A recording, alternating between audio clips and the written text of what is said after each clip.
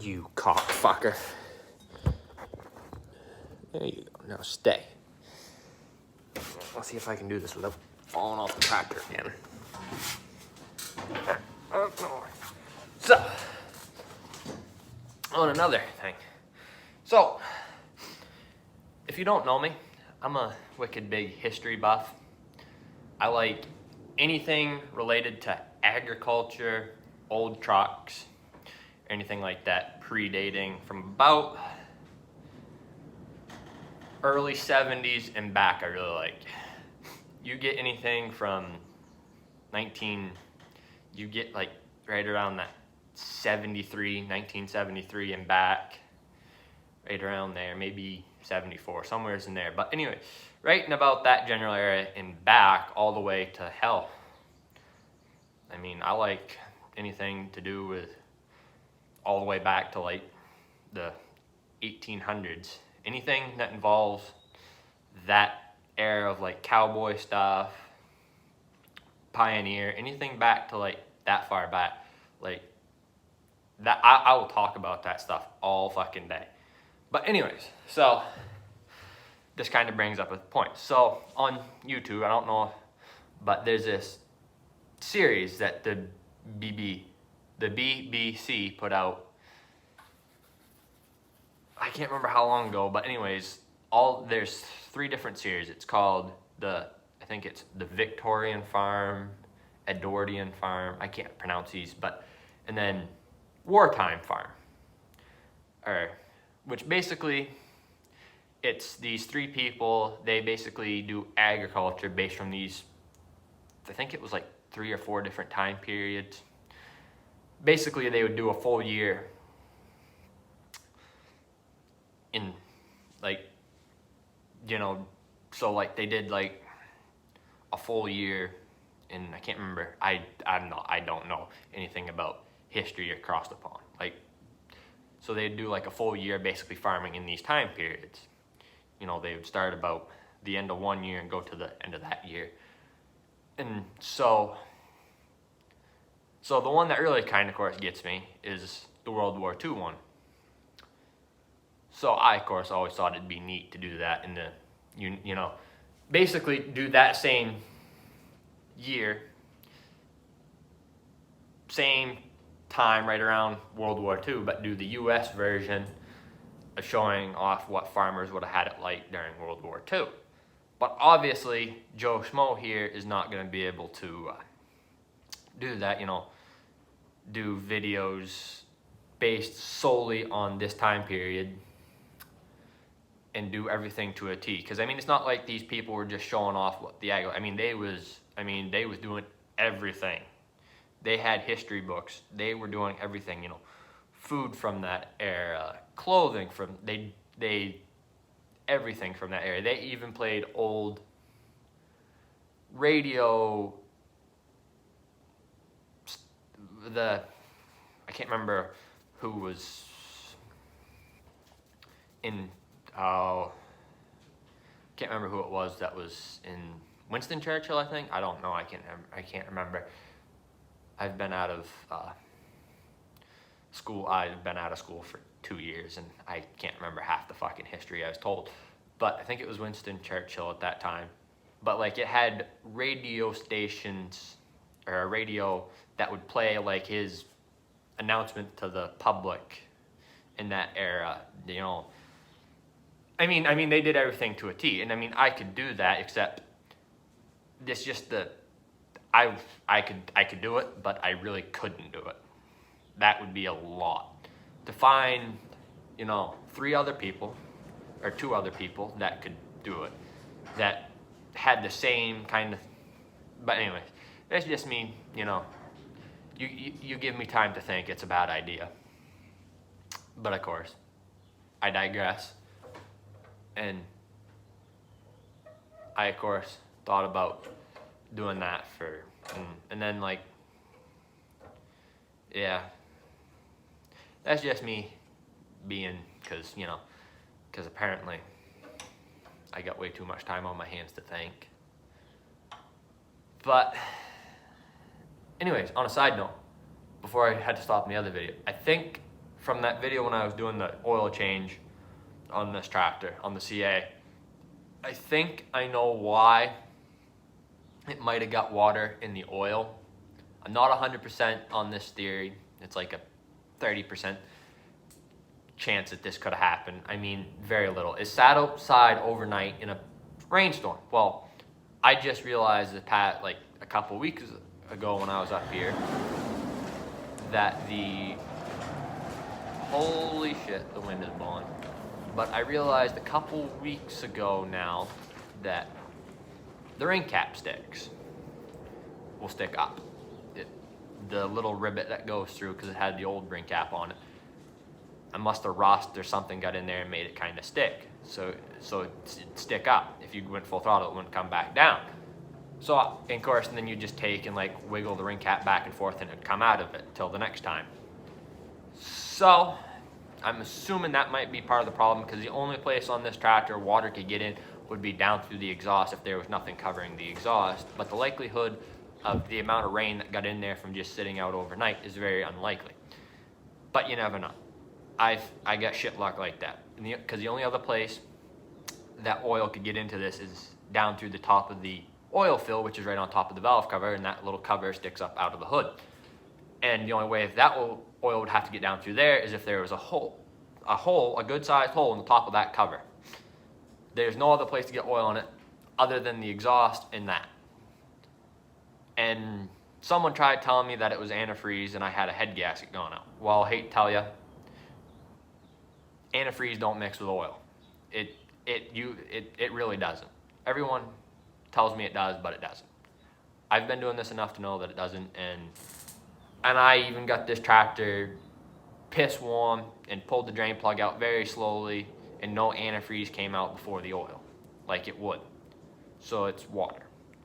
So that leads me to believe, because I also talked to my dad about this, and he said the only way you can build up that amount of moisture in the engine is if you're, starting it up, letting it run for, maybe 10 minutes at the most, shutting it off, letting it sit for a little bit, starting it up, you'd have to do that a lot to get like the amount of water in the oil that it was. So that's my only theory, that it could have come down through the exhaust at this point, because that was just weird that it got that much water in it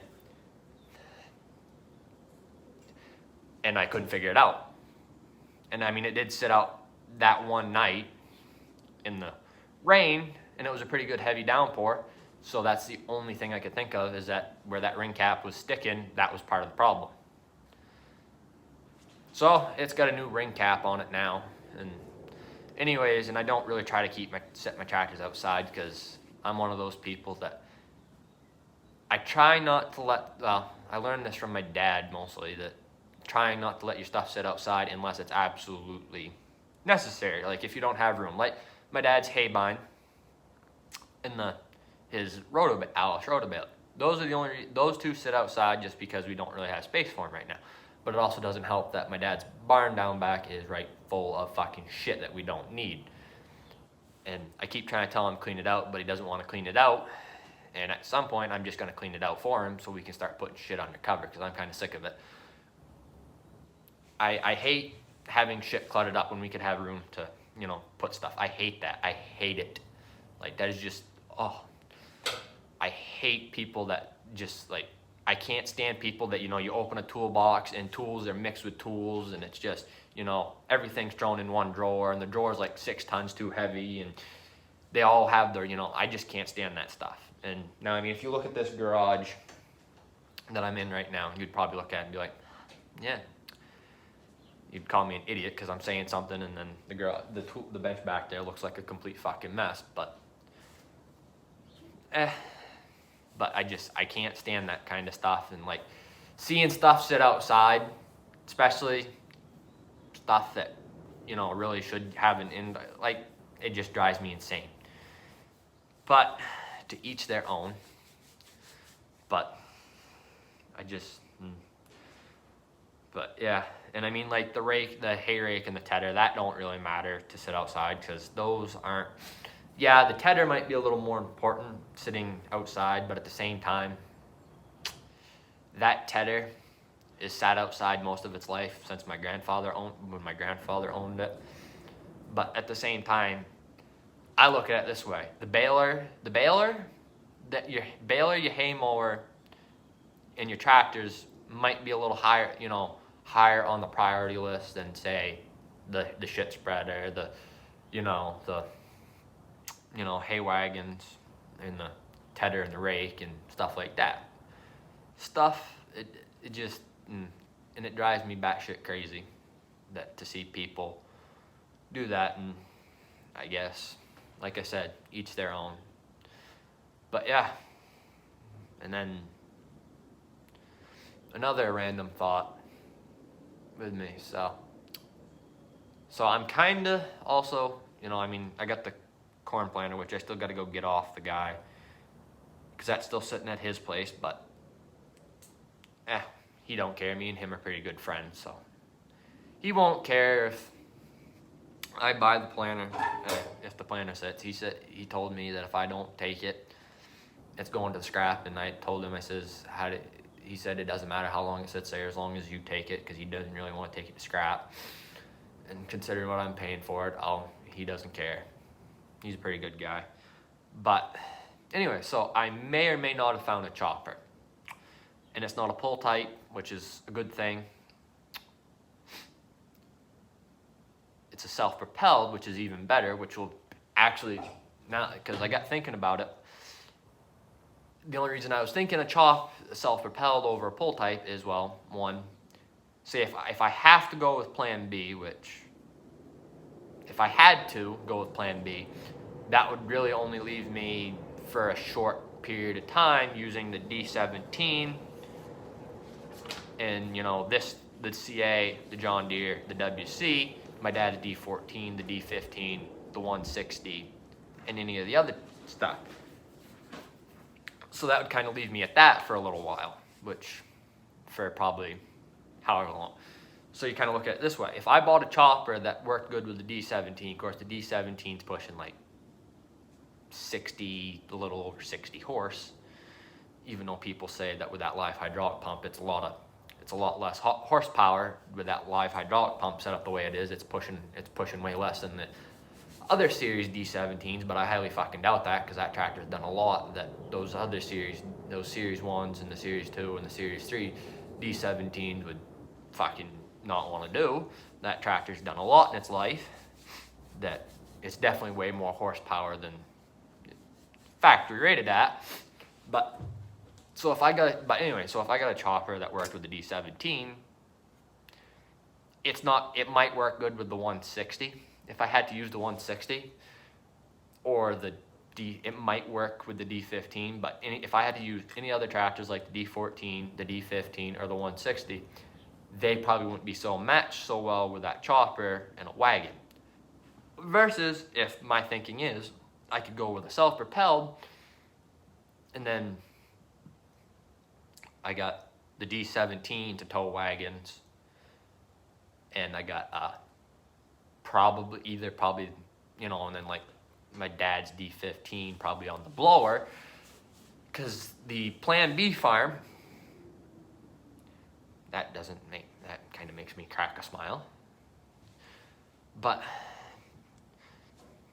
the Plan B farm, the problem with that place is if I did silage, there's no upright silo. You'd have to build a pile, which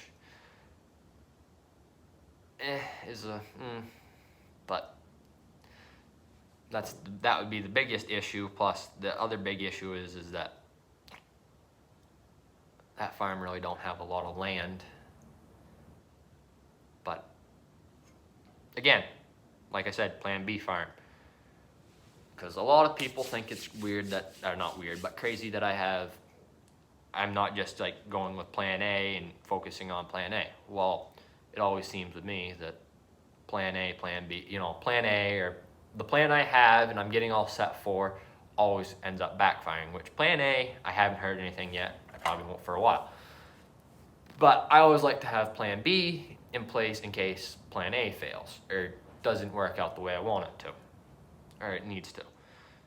So people think I'm weird for doing that and think it's kind of stupid trying to get another plan kind of set, so that way if plan A fails, I don't know, it's just me. I've always been that way, always having a plan for a plan for a plan in case this plan or that plan fails. I've always been that way, and I'll always be that way. A lot of people think I'm stupid for being that way, but I think I'm being smart that way, and that might be a stupid way to do things, but in my opinion, that's just the way I like to run things. Kind of like I like to have everything ripped, roaring, and ready to go before I need to use them. That's just the way I was always ahead of schedule. I like being ahead of schedule rather than behind schedule, because believe me, nobody wants to be caught in the middle of summer with their pants around their ankles. Believe me, nobody does. But a lot of us still do. And I try to keep ahead of that as much as possible, of being caught in the middle of summer with my pants around my ankles. I really hate that. I've done that shit way too much in my life, dealing with family and working with other people. I've done that way too fucking much to want to keep doing it. So I try to strive to be different.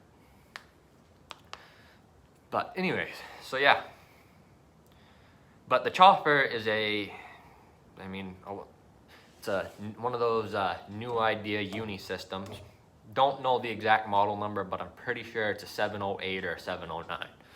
Which, if it's a 708 or a 709, most likely it'll have the Allis-Chalmers 3500 diesel engine in it, the 3500i or the i3500, something like that. Can't remember the model number. Most likely.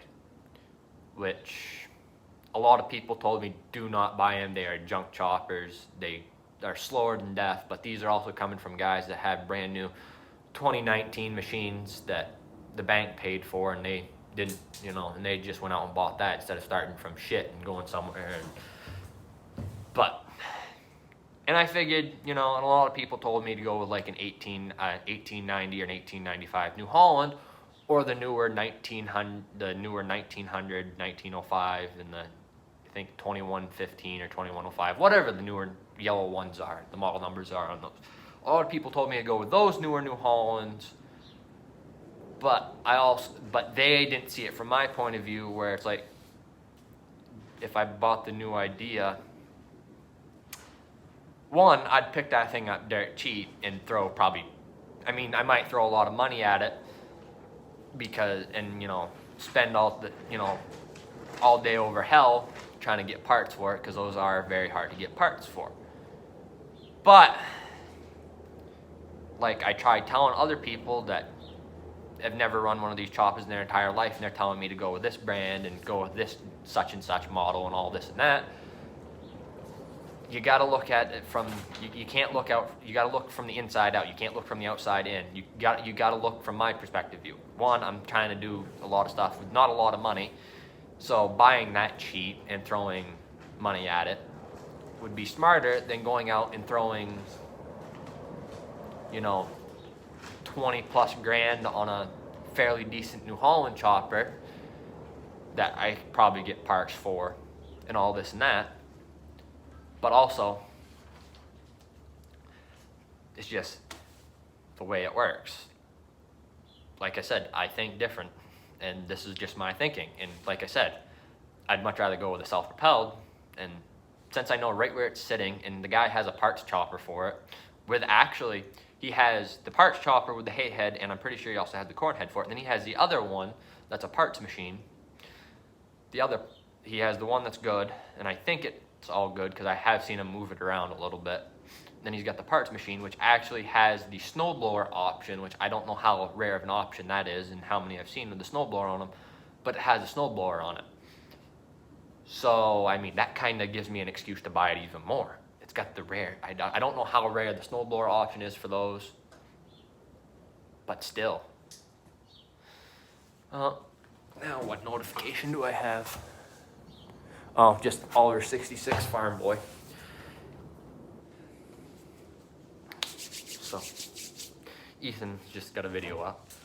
But, yeah, so I'd like to go with the So yeah, that's just my thinking, and I know they're hard to find parts for, and I've been asking all around, and nobody seems to think this is a good idea to buy that chopper. Well, it's better than me dragging a pull type out of a fence row that's, you know, probably rusted solid. And when I need money, when I know that most likely that new idea uni is probably in pretty goddamn good shape. But see you guys later.